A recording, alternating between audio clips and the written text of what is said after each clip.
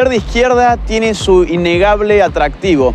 En los colegios, las universidades, los medios de comunicación, todos los días nos dicen que para ser buenas personas, para tener supuesta empatía y para, por supuesto, estar a la moda, uno tiene que ser un buen izquierdista. Pero yo elijo rechazar categóricamente a la izquierda y en este video te doy mis 5 razones.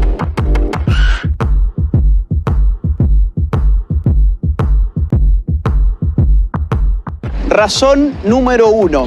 La izquierda es la ideología más asesina de la historia. Izquierda y derecha son categorías políticas que nacen en el marco de la Revolución Francesa. Los jacobinos, la primer fuerza de izquierda, por así decirlo, del mundo occidental, fueron los primeros en establecer un gobierno de partido único, que a través del Comité de Salvación Pública asesinó a más de 35.000 personas por no adherir o por oponerse al régimen revolucionario a través de lo que se llamó el terror. Pero el siglo XX vería llegar al poder a la izquierda socialista a través del movimiento comunista bolchevique, de tipo marxista-leninista y maoísta. Entre 1917 y 1991, estos llevaron adelante las matanzas más cruentas de nuestra historia moderna. Aunque a menudo se procure ocultar esta realidad, inauguraron en el mundo la utilización de los llamados campos de concentración para la represión ideológica masiva, donde mediante deportaciones en masa de población se lograba una esclavitud general mediante una red de instalaciones de trabajo forzado. Estos son los números de asesinatos que solamente durante el siglo XX la izquierda cometió. Unión Soviética, 20 millones de muertos, China, 65 millones de muertos, Vietnam, 1 millón de muertos, Corea del Norte, 2 millones de muertos, Camboya, 2 millones de muertos, Europa Oriental, 1 millón de muertos, América Latina, 150.000 muertos, África, 1.700.000 muertos, Afganistán, 1.500.000 muertos.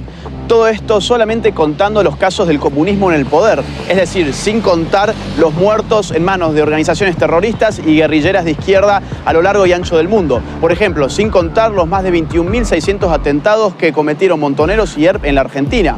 Por ejemplo, sin contar los más de 12.500 muertos que se llevó el Sendero Luminoso en el Perú.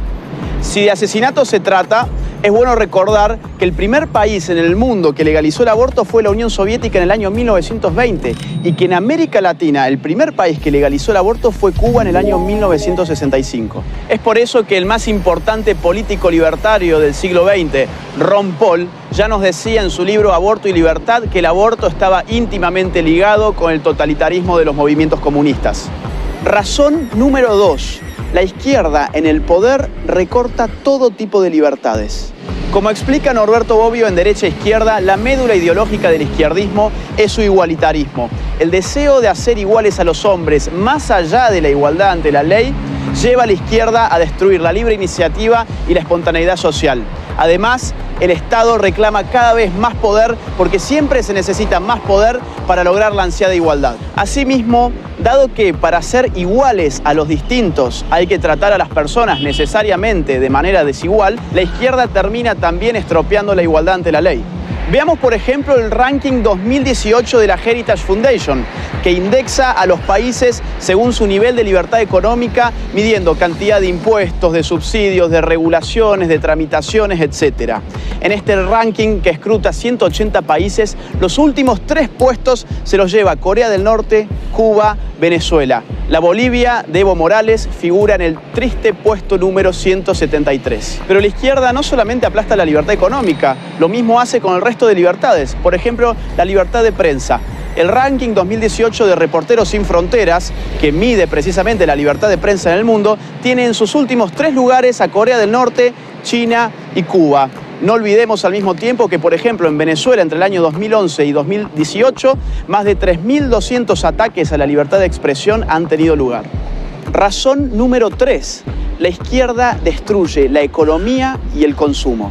3 grandes economistas y sociólogos, Ludwig von Mises, Max Weber y Boris Bruskus, demostraron a principios del siglo XX que bajo el socialismo la contabilidad es imposible, porque la información requerida, que es provista por el sistema de precios, queda destruida. Hay 2 tipos de casos. O bien la información no existe, como los llamados comunismos de guerra, porque lo que no existe es el dinero queda prohibido y la producción y la distribución quedan organizadas por un aparato de tipo militar, O bien la información no se genera correctamente, porque si bien las empresas utilizan dinero, lo que ellas ganan ya no depende de la demanda de los consumidores ni de la oferta en el marco de una libre competencia.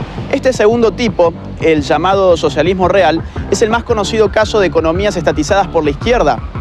En este caso, las empresas públicas son premiadas monetariamente a partir del cumplimiento de arbitrarias metas de producción establecidas por el propio Estado. Es sabido, por ejemplo, que la Unión Soviética terminó informándose sobre cuánto costaban ciertas cosas a través de catálogos de precios provenientes de los Estados Unidos, ya que el Estado apenas podía lograr regular unos pocos precios que igualmente no reflejaban ni la producción real de los productos ni su necesidad. Esto llevó siempre a estos regímenes a la institución de la cola, para que la gente pudiera conseguir escasos bienes de consumo que finalmente debían ser racionados para que alcanzaran para todos. Así como también se daba el abandono de tiradas enteras de producción sin nunca ser consumidas, o que fuera más fácil para un campesino almacenar tractores rotos que comprar las refacciones.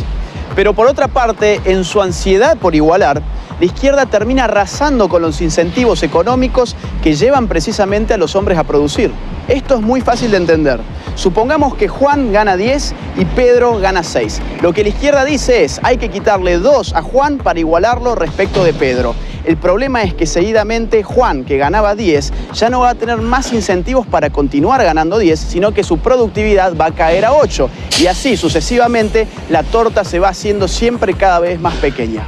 Si a la redistribución compulsiva le sumamos un Estado que va avasallando los derechos de propiedad, que afecta a la iniciativa privada, que engrosa cada vez más el sistema público y aumenta sus regulaciones, tal como siempre ocurre en los regímenes de izquierda, lo que veremos afectarse en definitiva y de forma indefectible es la economía. Razón número 4. La izquierda destruye la calidad de vida. Este punto está íntimamente ligado al otro y los datos y los números están a la vista de todos. Por ejemplo, Ucrania. Stalin, entre el año 1932 y 1933, provocó una histórica hambruna en ese país, en la cual murieron de hambre más de 4 millones de personas y para el año 1934 el índice de natalidad había bajado hasta un 40%. Miremos si no el caso chino. Con el régimen totalitario implementado por Mao Zedong, la tasa de pobreza era de un 80%, pero con las reformas de mercado del año 1978 por Deng Xiaoping, ese número empezó a decaer y terminó siendo del 10%. Esto significa que, dejando atrás el socialismo a partir de las reformas de mercado, China logró sacar de la pobreza a más de 500 millones de personas. Veamos también lo que sucedió en Cuba. Finalizando los años 50, antes de la revolución de Fidel Castro, el Atlas Económico Mundial de Ginzburg colocaba a Cuba como el tercer país de mayor ingreso per cápita de Latinoamérica, después de Argentina y Uruguay. Hoy, Cuba ocupa el penúltimo puesto del ranking, con $7.602 del PBI per cápita, mientras que en Chile, por ejemplo, el ingreso es de $27.058 per cápita, y el primero en América Latina en el Índice de Desarrollo Humano de la ONU. Y tenemos el caso venezolano frente a nuestras propias narices. El llamado socialismo del siglo XXI dejó en la pobreza a un 87% de su población. En el año 2017, por ejemplo, el 64.3% de los venezolanos bajó de peso un promedio de 11,4 kilogramos y el 76% de la población escolarizada hoy no concurre a clases por no tener alimentos en sus estómagos. La penuria también se puede medir por la emigración. 4 millones de venezolanos han abandonado Venezuela desde la instauración del chavismo. No importa que vivas bajo un océano de petróleo, la izquierda siempre empobrece a la gente. Y finalmente, razón número 5, la izquierda es la religión laica de los resentidos sociales. La frustración es una realidad psicológica de la cual nadie está a salvo. Es propio de la limitación humana no lograr aquello que nos proponemos en todos los casos. Siempre hay algo que no conseguimos ni podremos conseguir. El ser humano, por definición, es falible. Acá es donde la izquierda interviene, calmando la frustración y trastocándola por resentimiento. Lo que la izquierda te dice es, vos no tenés ninguna responsabilidad individual sobre tus actos. Vos sos una simple víctima más de un sistema esencialmente injusto que te llevó a fracasar. La izquierda le ofrece al resentido un alivio de tipo psicopolítico, construyéndole un enemigo abstracto en el cual poder depositar todas sus frustraciones. Llámese capitalismo, patriarcado, heteronormatividad, imperialismo, colonialismo o como ustedes quieran. Pero de la frustración por conseguir el mayor éxito no viene necesariamente el resentimiento. Puede venir el denodado esfuerzo hacia la autosuperación en la medida en que la persona identifique en su fracaso aquella cuota de responsabilidad individual que le compete y se proponga remediarla. Y decimos cuota porque la responsabilidad individual es siempre eso, una parte del fenómeno. El resentimiento proviene de la frustración cuando no se tiene la voluntad de hacer un análisis equilibrado entre el propio fracaso y las posibilidades de prosperar. De esta forma, para proteger lo que queda de autoestima, se eliminan las responsabilidades individuales y se buscan solo los agentes externos como causa de los propios problemas, usando a determinadas estructuras sociales como chivo expiatorio.